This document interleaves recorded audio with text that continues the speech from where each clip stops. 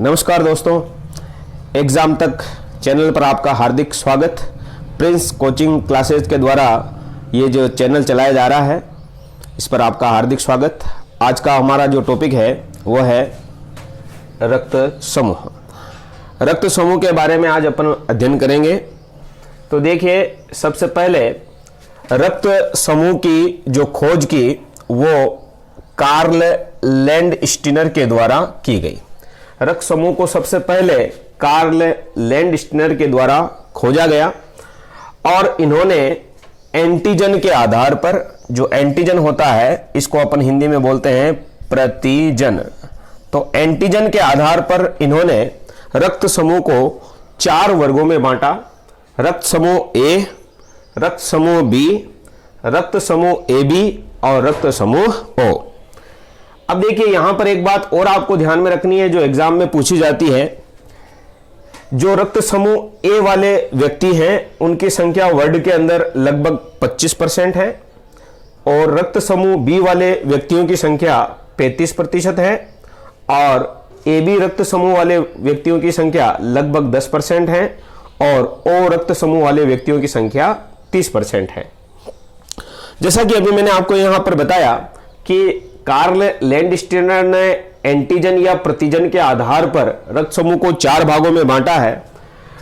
तो यहां एंटीजन के बारे में हम कुछ विशेष बिंदु देखेंगे जो एग्जाम में अपने को कई बार पूछे जाते हैं। तो देखिए, एंटीजन के बारे में सबसे पहला जो तथ्य है आपको ध्यान में रखना है कि एंटीजन जो है वो एक तरह के प्रोटीन हैं। एंटीजन जो है वो हमेशा आरबीसी की सतह पर पाए जाते हैं। यह बड़ा इंपॉर्टेंट नोट है जिसको आप ध्यान में रखिए कि जैसे आपको मैंने पहले भी बताया था पार्ट 1, 2 और 3 में, कि जैसे अगर मान लीजिए कि हम ये आरबीसी मानते हैं, ये मान लेते हैं कि हमारे पास कोई आरबीसी है, तो इसकी सतह पर जो एंटीजन पाया जाता है, जैसे अगर मान लीजिए कि इसकी सतह पर एंटीजन जो है वो अगर ए है, तो इसका मतलब यह हुआ कि उसका रक्त समूह क्या होगा, ए होगा। तो याद रखिए कि जो एंटीजन है वो हमेशा आरबीसी की सतह पर पाए जाते हैं।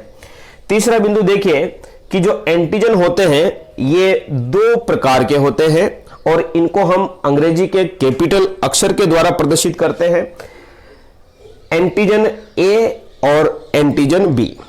एंटीजन ए और एंटीजन बी।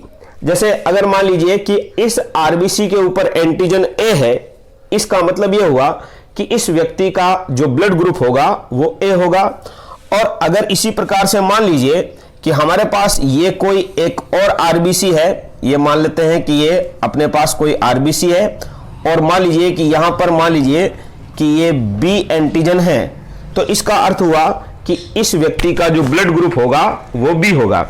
अब ऐसा भी तो हो सकता है कि अगर मान लीजिए कि आरबीसी के ऊपर अगर मान लीजिए कि ये दोनों एंटीजन एक साथ उपस्थित हो, तो उस कंडीशन में व्यक्ति का जो ब्लड ग्रुप होगा वो ए बी होगा।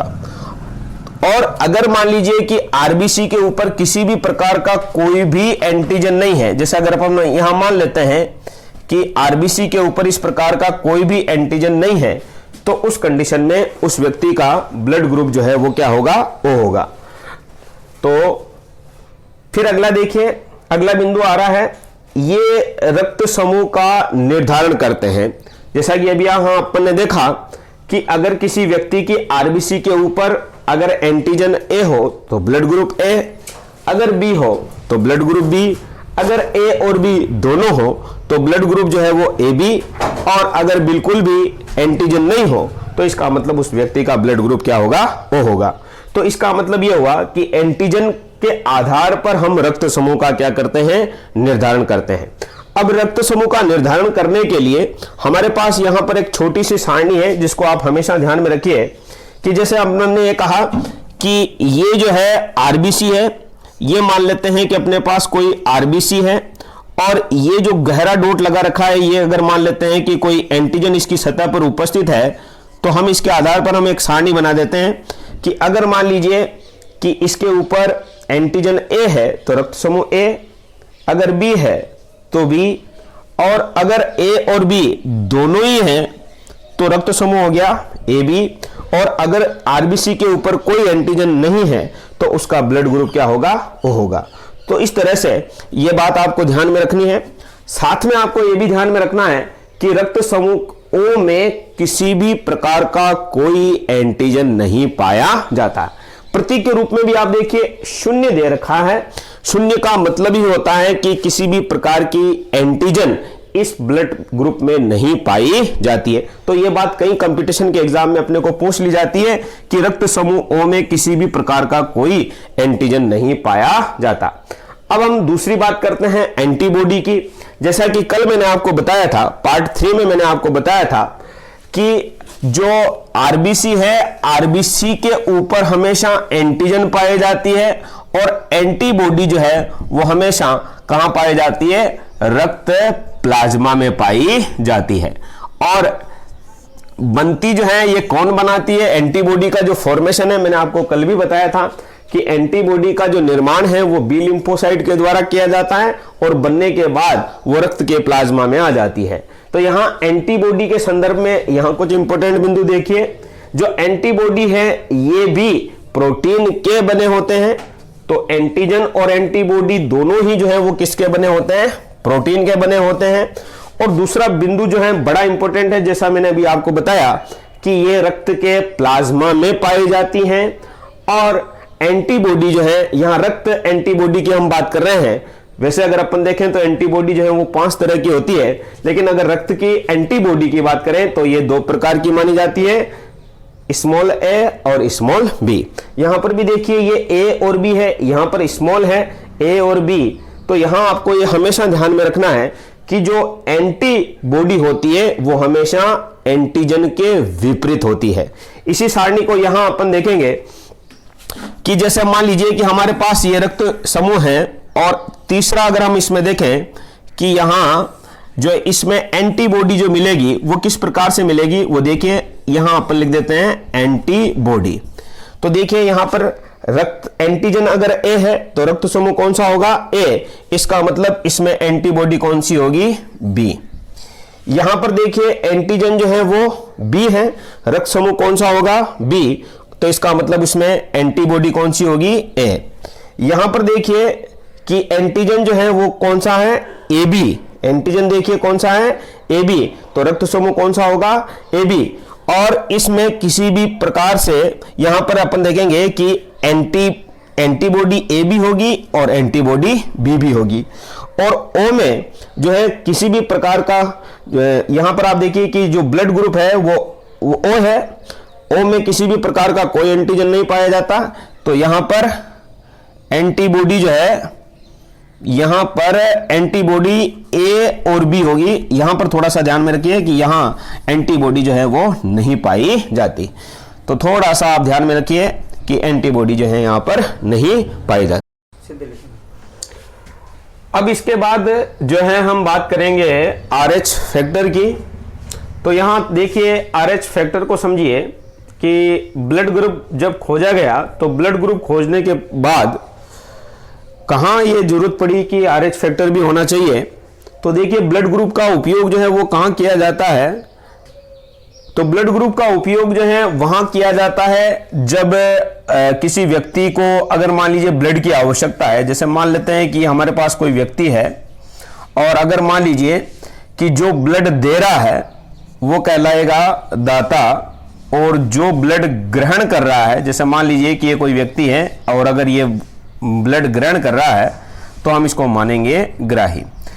तो इस प्रक्रिया को कहा जाता है रक्ताधान, जिसमें ब्लड दिया या लिया जाता है। तो इस प्रक्रिया में इस रक्त समूह का बड़ा महत्व माना जाता है। अगर मान लीजिए कि देने वाला व्यक्ति जो है जिसका ब्लड ग्रुप ए है और ग्रहण करने वाला व्यक्ति है और इसका भी ब्लड ग्रुप ए है, तब तो हमारे पास कोई समस्या नहीं है। लेकिन बाद में यह पाया गया कि अगर मान लीजिए कि जो व्यक्ति ब्लड दे रहा है उसका ब्लड ग्रुप ए है और जो ब्लड ले रहा है उसका भी ब्लड ग्रुप ए है, लेकिन फिर भी कुछ केसेज में देखा गया कि व्यक्ति की मृत्यु हो गई, तो फिर एक और कारक को खोजे जाने की आवश्यकता महसूस हुई और वो कारक जो है वो खोजा गया मकाकारिसस नामक एक बंदर के अंदर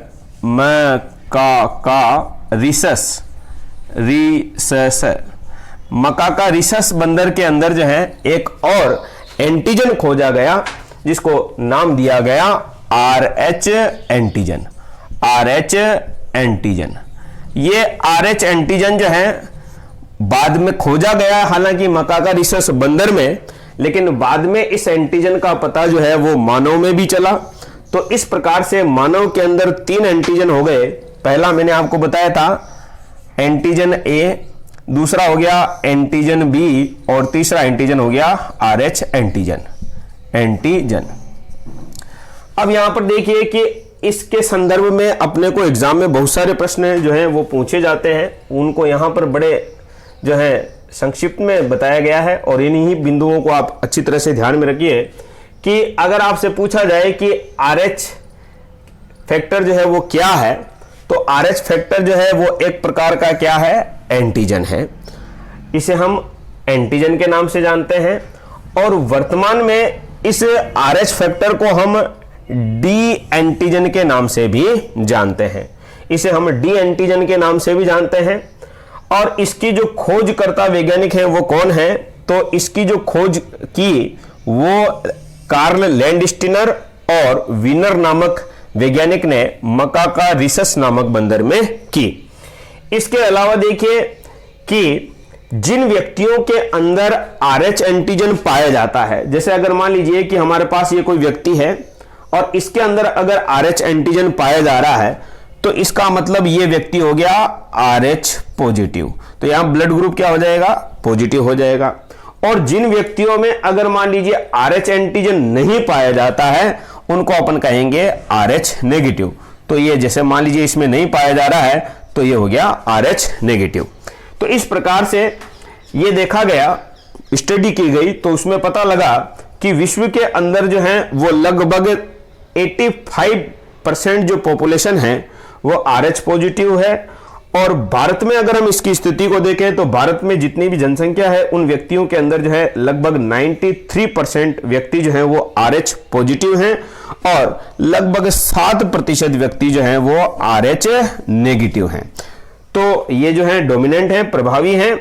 तो यहां ध्यान में रखिए कि जैसे हमने अभी ये कहा कि रक्तदान जब अपन करते हैं तो उसमें हम विशेष रूप से ये भी बाद में ये भी ध्यान रखा गया कि ये जो है व्यक्ति पॉजिटिव है या नेगेटिव है। पॉजिटिव का मतलब जिनमें RH एंटीजन पाया जाता है और नेगेटिव का मतलब जिनमें RH एंटीजन नहीं पाया जाता। तो देखिए जब रक्तदान किया जाता है तो हमें यहां कुछ बातों का विशेष रूप से ध्यान में रखना है। जैसे RH पॉजिटिव वाला व्यक्ति जो है वो नेगेटिव वाले व्यक्ति को रक्त नहीं दे सकता। जैसे अपन ने ये कहा कि ये पॉजिटिव है और ये नेगेटिव है। पॉजिटिव का मतलब इसमें एंटीजन पाया जा रहा है और नेगेटिव का मतलब इसमें एंटीजन नहीं पाया जा रहा। जब ऐसा व्यक्ति जो RH, इसका चाहे ब्लड ग्रुप कुछ भी हो, अगर ये इसको ब्लड देता है तो ये टेक्निकल दृष्टि से गलत होगा, ऐसे में इस व्यक्ति की जान जा सकती है।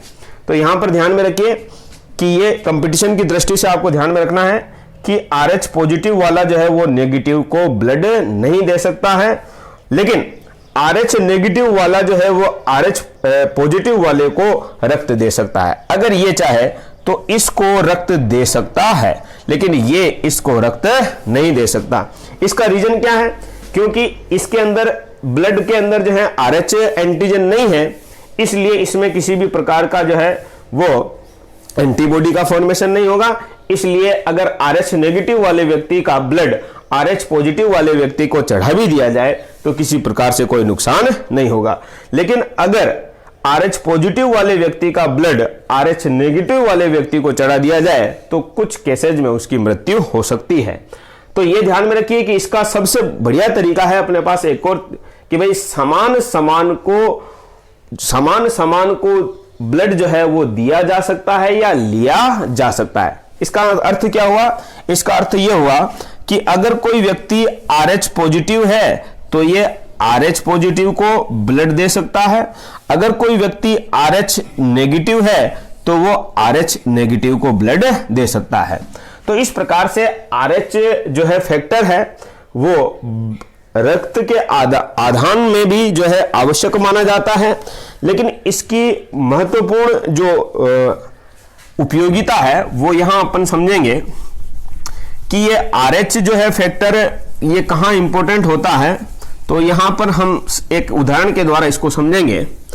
जैसे अगर मान लीजिए कि एक पुरुष जिसका ब्लड ग्रुप जो है कुछ भी, मान लीजिए उसका कोई भी ब्लड ग्रुप हो सकता है, लेकिन मान लेते हैं कि यहां जो पुरुष है वो पुरुष जो है वो कैसा है, RH पॉजिटिव है। इसका ब्लड ग्रुप चाहे आप कुछ भी मान सकते हो, AB या O, लेकिन ये RH पॉजिटिव है। और मान लेते हैं इस पुरुष का विवाह किसी स्त्री के साथ करा दिया जाए और उस स्त्री का जो है RH क्या है, नेगेटिव है।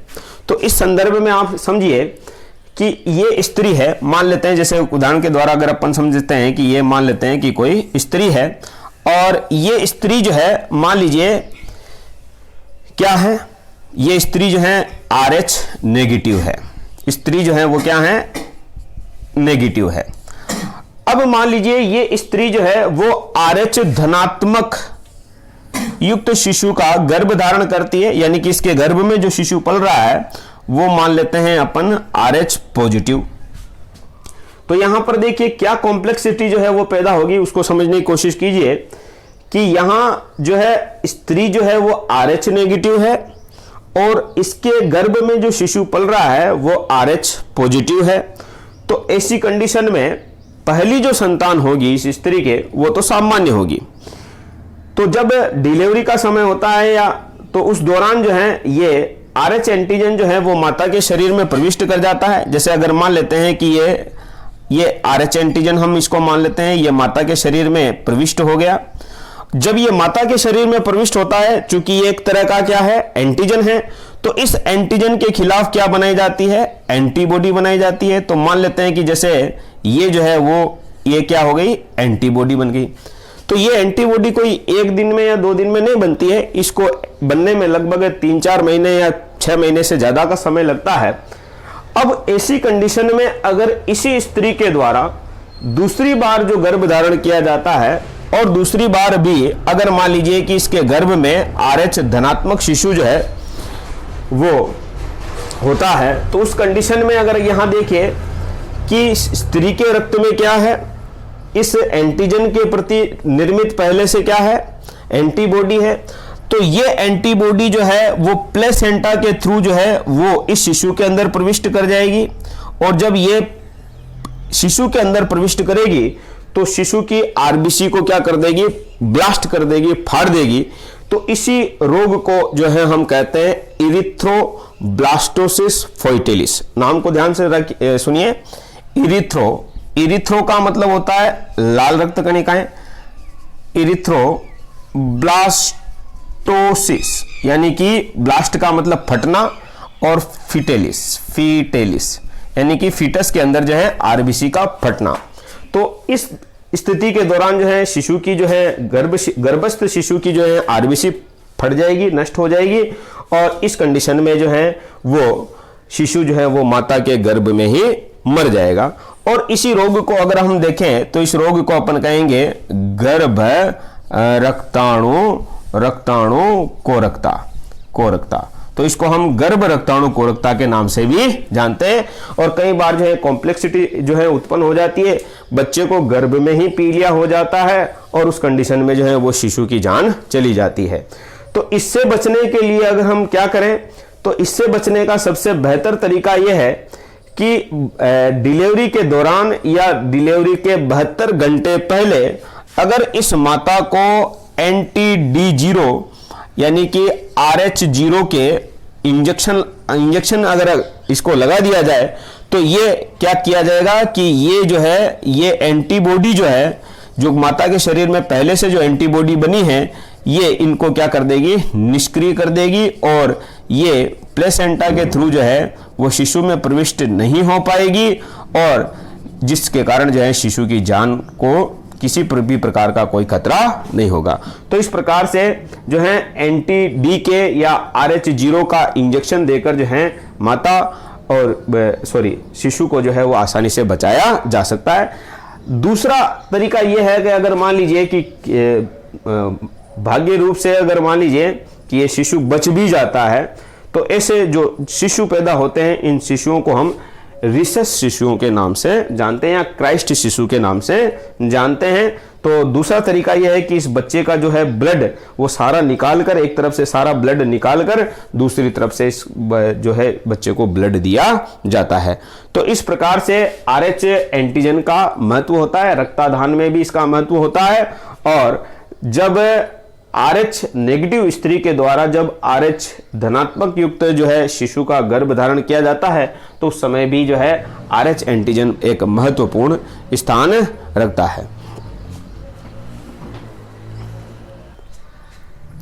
अब इसके बाद जो है अपन ये देख रहे हैं कि जो ब्लड ग्रुप है उस ब्लड ग्रुप में उसका सबसे इंपॉर्टेंट जो है वहां पर महत्व माना जाता है जब रक्तदान किया जाता है, यानी कि रक्त का आदान प्रदान जब किया जाता है तो वहां पर ब्लड ग्रुप का काफी महत्व माना जाता है। एग्जाम में अपने को इससे संदर्भ में यह पूछा जाता है कि कौन सा व्यक्ति किस ब्लड ग्रुप वाले व्यक्ति से रक्त ले सकता है और किसको ब्लड दे सकता है। तो यहां पर जो सबसे इंपॉर्टेंट बात है वो आपको यहां पर ध्यान में रखनी है कि मैंने आपको पहले बताया था कि ब्लड ग्रुप जो है वो 4 प्रकार के अपन ने देखे थे, रक्त समूह ए, रक्त समूह बी, रक्त समूह AB और रक्त समूह O। तो इसमें आपको ध्यान में रखना है कि रक्त समूह जो O है वो है सार्वत्रिक दाता, सार्वत्रिक दाता, यूनिवर्सल डोनर जो है अपन इसको कहते हैं। यानी कि यूनिवर्सल डोनर क्यों है ये, तो इसका सबसे बड़ा जो रीजन है वो ये है कि रुधिर वर्ग O वाले व्यक्ति के ब्लड में किसी भी प्रकार का कोई एंटीजन नहीं पाया जाता, इसलिए ये व्यक्ति सभी को रक्त दे सकता है। यूनिवर्सल दाता है, ये सार्वत्रिक दाता है। और A और B जो है वो क्या है, सार्वत्रिक ग्राही हैं। सार्वत्रिक यानी कि सार्वत्रिक ग्राही हैं, ये सभी से ब्लड ले सकते हैं। तो ये बात जो है एग्जाम में कई कंपटीशन में ये बात पूछी जाती है, इसको भी आप ध्यान में रखिए। अब यहाँ एक छोटा सा जो है सिंपल सा चार्ट दिया गया है, उसके द्वारा आप इसको अच्छी तरह से समझ सकते हो। तो याद रखिए सार्वत्रिक दाता रक्त समूह कौन सा है, तो वो O है, और सार्वत्रिक ग्राही जो है वो कौन सा है, AB है। अब यहां पर समझिए कि ये जो तीर के निशान लगा रखे हैं, यानी कि ये इससे ब्लड ले रहा है और ये क्या कर रहा है, इसको ब्लड दे रहा है। यानी कि ये लेने का मतलब ये ग्राही है और ये जो तीर अगर इधर लगा रखे हैं तो ये दाता है।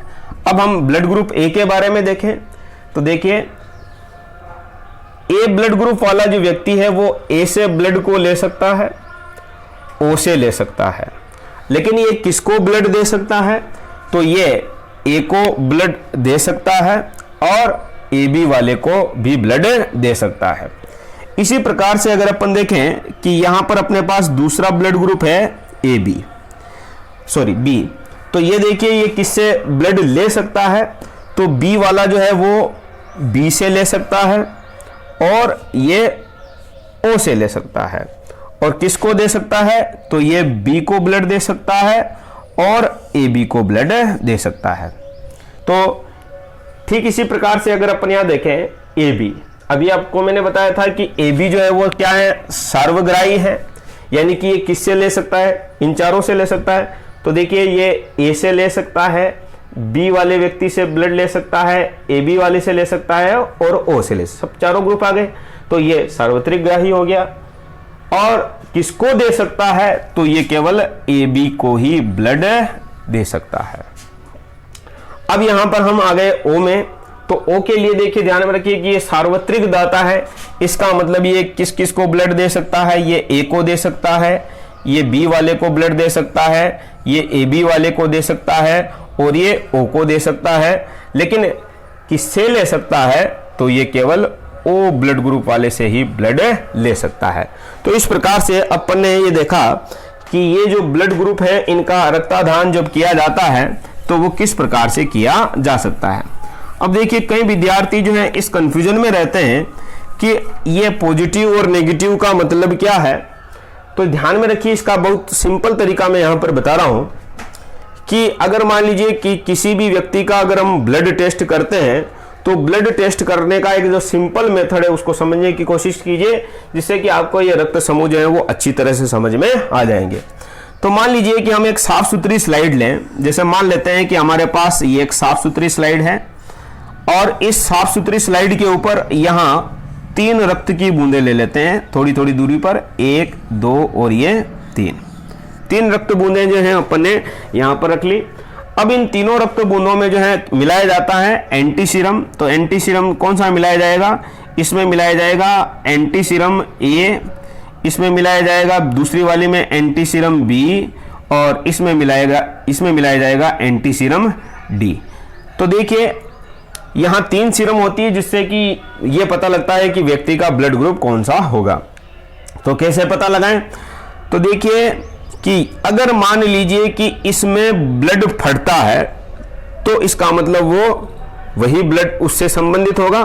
फटने का मतलब यहां समूहन से है कि जिसमें, जैसे आप इसको यूं समझिए कि फटा हुआ दूध अगर आपने देखा हो तो वो आपको अलग पहचान में आता है। तो जैसे ही एंटी सीरम डाल के अगर हम उसको ब्लड को मिक्स करते हैं तो इस प्रकार से अगर उसमें क्लम्पिंग दिखाई देती है, जैसे अगर मान लीजिए कि यहाँ इन तीनों के अंदर अगर अपने को क्लम्पिंग दिखाई देती है, जैसे मान लीजिए कि इन तीनों के अंदर अपने को क्लम्पिंग दिखाई दे रही है, तो इसका मतलब क्या हुआ, तो इसका मतलब इसमें क्लम्पिंग है तो ये हो गया ए, इसमें भी क्लम्पिंग है तो ये हो गया बी और इसमें भी क्लम्पिंग है। तो यहां पर देखिए समूहन की जो क्रिया हो रही है यहां हो रही है, तो डी वाला जो है वो पॉजिटिव और नेगेटिव को बताता है। तो इसका मतलब हो रही है, इसका मतलब पॉजिटिव, तो इसका मतलब व्यक्ति का ब्लड ग्रुप क्या हो गया, ए बी पॉजिटिव। अब मान लीजिए कि जैसे अब इसको यहां यूं समझिए कि केवल इसमें क्लम्पिंग हो रही है और इन दोनों में कोई भी किसी भी प्रकार की क्लम्पिंग नहीं हो रही है। तो अब बताइए कौन सा ब्लड ग्रुप होगा, जिसमें क्लम्पिंग हो रही है, समूहन हो रहा है, तो इसका मतलब ए, और इसमें अगर नहीं है, इसमें भी नहीं है, तो इसका मतलब ये क्या है, नेगेटिव। यानी इस व्यक्ति का ब्लड ग्रुप क्या हो गया, ए नेगेटिव। तो इस प्रकार से अगर हम इनको निकालें तो हम सारे ब्लड ग्रुप जो है वो आसानी से समझ सकते हैं। जब भी ब्लड ग्रुप के ऊपर कोई पॉजिटिव लगा दिया जाए, इसका मतलब जैसे ये ए पॉजिटिव का मतलब कि व्यक्ति का ब्लड ग्रुप ए है और वो RH धनात्मक है। जैसे अपन कहें ए नेगेटिव, इसका मतलब क्या हुआ कि व्यक्ति का ब्लड ग्रुप जो है वो ए है और वो RH के प्रति क्या है, ऋणात्मक है। तो इस प्रकार से हम ब्लड ग्रुप के द्वारा जो है रक्तदान को भी आसानी से जो है कर सकते हैं और इससे संबंधित जो है विभिन्न प्रकार के जो प्रश्न आपको एग्जाम में पूछे जाते हैं उनको आप यहाँ पर सावधानी से पढ़िए। अगर किसी प्रकार का कोई डाउट हो तो जरूर जो है शेयर कीजिए और हमारे चैनल को एग्जाम तक को सब्सक्राइब कीजिए, ज़्यादा से ज़्यादा लाइक कीजिए और शेयर कीजिए। धन्यवाद।